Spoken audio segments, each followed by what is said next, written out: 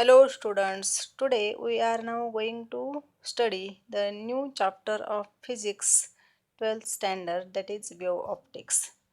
In last year in optics chapter we study about the optics. Optics म्हणजेच nature of light आणि लाईटचं जे nature आहे ते ऑब्झर्वड फेनॉमेनॉननुसार आपण त्याचे काही 3 पार्टमध्ये आपण लाईटचं जे नेचर आहे ते नेचर आपण स्टडी केलेलं आहे आणि त्यामध्ये आपण रे ऑप्टिक ऑर जॉमेट्रिकल ऑप्टिक ज्याच्यामध्ये लाईट हा एनर्जीच्या स्वरूपामध्ये असतो जो स्ट्रेट लाईन्स ट्रॅव्हल होतो हे पाहिलं होतं. त्यानंतर wave optics or it is also called as physical optics ज्याच्यामध्ये आपण लाईटचं वेव्ह नेचर आणि त्याचे फेनॉमेनॉन जे आहेत ते आपण यावर्षी स्टडी करणार आहोत. आणि particle nature of light. Particle nature of light जे आहे तर त्यानुसार आपण आता याची जी थेरी मांडलेली आहे म्हणजे पार्टिकल नेचर असेल, रे ऑप्टिक्स असेल, वेव्ह ऑप्टिक्स असेल, तर ही वेगवेगळ्या शास्त्रज्ञांनी वेगवेगळ्या ऑब्झर्वेशनवरून किंवा फेनॉमेनॉनवरून मांडलेली थेरी आहे. तर सुरुवातीला न्यूटननी जी थेरी मांडलेली होती 17व्या शतकामध्ये म्हणजे 1674मध्ये, तर ती पार्टिकल नेचर ऑफ लाईट ही आपण थेरी न्यूटन्सची जी थेरी आहे पार्टिकल नेचर ऑफ लाईट ती आपण पाहूयात.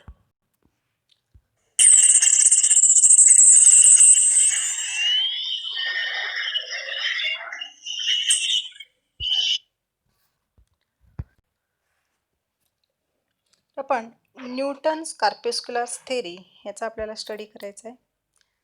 According to Newton light is in the form of particles.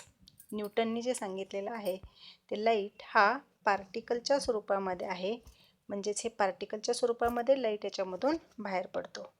आणि हे जे आपण न्यूटनच्या म्हणण्यानुसार जे सांगितलेले आहे त्यांनी पार्टिकल्स, तर these particles are very small, elastic and tiny particles. पण या थेरीचे काही ड्रॉबॅक असल्यामुळं हायजेननी जी थेरी मांडलेली आहे ती म्हणजेच वेव्ह थेरी, ह्या हायजेन्सच्या वेव्हफ्रंटच्या स्वरूपामध्ये त्यांनी प्रपोगेट होतं हे सांगितलेलं आहे. तर न्यूटन्सच्या थेरीचे ड्रॉबॅक्स आपल्याला पाहिजेत, न्यूटन्सच्या थेरीचे अजम्पशन्स आपल्याला पाहिजेत. तर हे जे न्यूटन्सच्या थेरीनुसार these particles are called as corpuscles. Light is in the form of particles and these particles are called as corpuscles. तर सन, कॅन्डल किंवा टॉर्च यासारखे जर आपण घेतले तर these are the sources of light which are self luminous. म्हणजेच it has its own light. म्हणजेच luminous object जे आहेत तर त्यांना स्वतःचा प्रकाश असतो आणि हा जो प्रकाश आहे तो पार्टिकलच्या स्वरूपात आहेत. हे पार्टिकल्स आपल्या आयच्या रेटिनावरती इन्सिडेंट होतात त्यावेळेस आपल्याला व्हिज्युअलायझेशन होतं. या पार्टिकलची जी साईज आहे ती साईज डिफरंट साईज असल्यामुळं आपल्याला वेगवेगळे कलर्स दिसतात. तसंच रिफ्लेक्शन आणि रिफ्रॅक्शन हे जे फेनॉमेनॉन आहेत तेही न्यूटननी या थेरीनुसार एक्सप्लेन केलेले आहेत. जसं आपण एखादा बॉल जमिनीवर किंवा भिंतीवर मारतो त्यावेळेस तो बाउन्स होतो. तो जो बाउन्स होतो तो त्याच्या इलास्टिक नेचरमुळं. तर तसेच हे पार्टिकलसुद्धा इलास्टिक नेचरचे आहेत. ते स्ट्रेट लाईनच ट्रॅव्हल होतात, पण ज्यावेळेस दुसऱ्या एखाद्या ऑब्जेक्टवरती ते स्ट्राईक होतात तर त्यावेळेसच त्याचा पाथ हा चेंज होतो. हे न्यूटन्सच्या कॉर्पस्क्युलर थेरीचं एक अजम्पशन आहे. आणि म्हणजे त्यावरून त्यांनी रिफ्लेक्शन एक्सप्लेन केलेलं आहे. तर रिफ्लेक्शन म्हणजेच या सरफेसकडून हे काय होतात पार्टिकल्स जे आहेत ते रिपेल होतात इलास्टिक नेचरचे असल्यामुळं आणि या इलास्टिक कोलिजनमुळं रिपल्शन होतं. शिवाय आता these particles enters our eyes and we get sensation of light. आपल्याला सेन्सेशन जे लाईटचं आहे ते कशामुळं होतं तर हे पार्टिकल आपल्या डोळ्यामध्ये प्रवेश केल्यामुळं होतं आणि ते स्ट्रेट लाईनमध्येच ट्रॅव्हल होतात. जर ऑब्लिकली इन्सिडेंट झाले तर त्याचा पाथ काय होतो चेंज होतो आणि त्याच्यानुसार आपण मागच्या वर्षी रिफ्लेक्शनच्या लॉजमध्ये पाहिलं तर रिफ्लेक्टेड अँगल आणि इन्सिडेंट अँगल सेम असतात. तसंच रिफ्रॅक्शनची प्रोसेस ही रिफ्रॅक्शन एक्सप्लेन करण्यासाठी न्यूटननी काय सांगितलं आहे तर हे जे पार्टिकल्स आहेत ह्या रिफ्रॅक्टिंग सरफेसकडे अट्रॅक्ट होतात. फोर्स ऑफ अट्रॅक्शन त्यांच्यामधलं जास्त असल्यामुळं त्याचा स्पीडसुद्धा डेन्सर मीडियममध्ये जास्त असतो रेअरर मीडियमपेक्षा असं त्यांनी सांगितलेलं आहे आणि रिफ्रॅक्शन एक्सप्लेन केलेलं आहे. तर हे जे फेनॉमेनॉन आहेत रिफ्लेक्शन आणि रिफ्रॅक्शनचे, हे या थेरीनुसार त्यांनी एक्सप्लेन केलेले आहेत. डिफरंट कलर्स जे सांगितलेले आहेत, different colours are due to different size and mass of particles, म्हणजे जे पार्टिकल्स आहेत त्यांचे डिफरंट साईजमुळं. पण ह्या थेरीचे काही ड्रॉबॅक्स असल्यामुळं, म्हणजे हायजिननी नंतर काय केलेले, हे काही फेनॉमेनॉन जे आहेत इंटरफरन्स डिफ्रॅक्शनसारखे ते ह्याच्यावरती एक्सप्लेन होत नाहीत आणि त्यामुळं हायजिननी वेव्ह थेरी मांडली आणि न्यूटन्सच्या म्हणण्यानुसार मात्र हे पार्टिकलच्या स्वरूपामध्ये होते. तर हायजिननी सांगितलेली आहे ती वेव्ह थेरी. तर याच थेरीचे आता आपण काही अजम्पशन्स पाहूयात न्यूटन्स कॉर्पस्क्युलर थेरीचे. तर आपल्याला क्वेश्चन विचारला जाईल, what are the assumptions of Newton's corpuscular theory. न्यूटन्सच्या कॉर्पस्क्युलर थेरीचे जे अजम्पशन्स आहेत, तो 2 मार्काला किंवा 1 मार्काला हा क्वेश्चन आपल्याला विचारला जाईल. तर तो जो क्वेश्चन आहे त्याच्यामध्ये आपल्याला पहिलं अजम्पशन सांगता येईल, light is in the form of particles. याच्यामध्ये न्यूटन्सच्या म्हणण्यानुसार त्यांनी जे सांगितलेलं आहे ते light is in the form of particles and these particles are called as corpuscles. तर यालाच काय म्हणतात, कॉर्पस्कल्स असं म्हणतात, हे आपल्याला सांगता येईल. त्यानंतर दुसरं जे अजम्पशन्स आहे ते दुसरं अजम्पशन म्हणजे these particles are very small, elastic, tiny आणि मासलेस पार्टिकल्स असतील. Third assumption, these particles travels in straight line direction. Fourth assumption, the particles enters our eyes and we get sensation of light. पाचवं assumption आपल्याला सांगता येईल, velocity of light in denser medium is greater than in rarer medium. आणि त्यानंतर सहावं assumption आपल्याला सांगता येईल, different colors are due to different size and mass of particle. तर याचे काही ॲडव्हान्टेज पण आहेत या थेरीचे, म्हणजेच मेरिट्स ऑर ॲडव्हान्टेजेस, ते पण आपल्याला 1 किंवा 2 मार्काला विचारले जाऊ शकतात. तर what are the merits or advantages of Newton's corpuscular theory of light, असा जर क्वेश्चन विचारला तर काय सांगता येईल आपल्याला.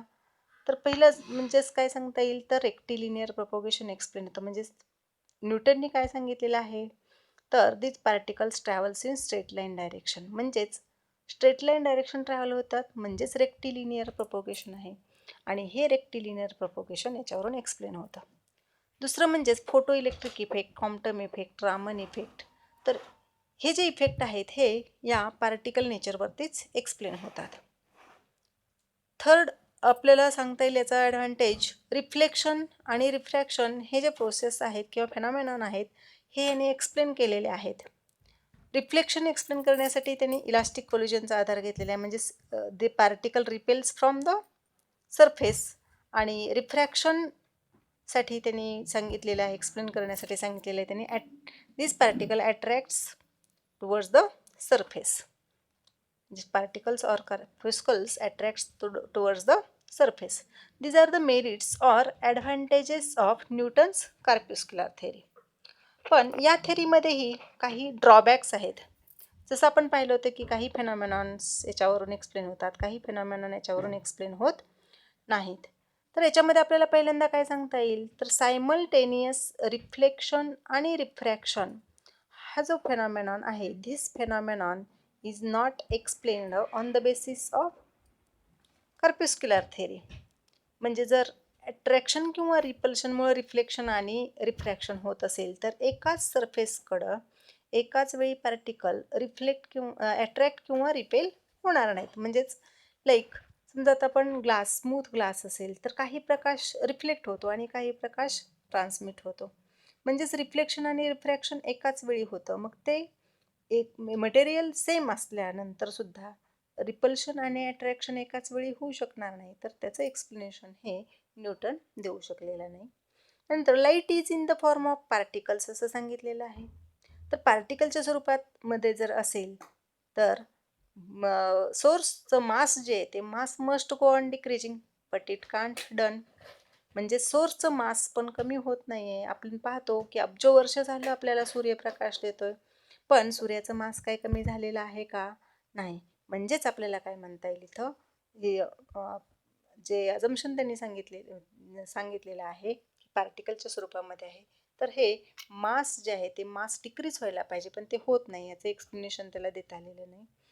थर्ड अजम्पशन आपल्याला थर्ड ड्रॉबॅक सांगता येईल. This theory can't explain the phenomenon like interference, diffraction, polarisation ह्यासारखे जे फेनॉमेनॉन आहेत ते फेनॉमेनॉन हे या थेरीवरती एक्सप्लेन होत नाही. तर त्यासाठी वेव्ह थेरी जर आपण कन्सिडर केली तर त्याच्यावरती ते एक्सप्लेन होतात, पार्टिकल नेचरवरती एक्सप्लेन होत नाहीत. आणि एक्सपेरिमेंटली हे प्रूव्ह झालेलं आहे की वेलॉसिटी ही रेअरर मीडियममध्ये जास्त असते डेन्सर मीडियमपेक्षा.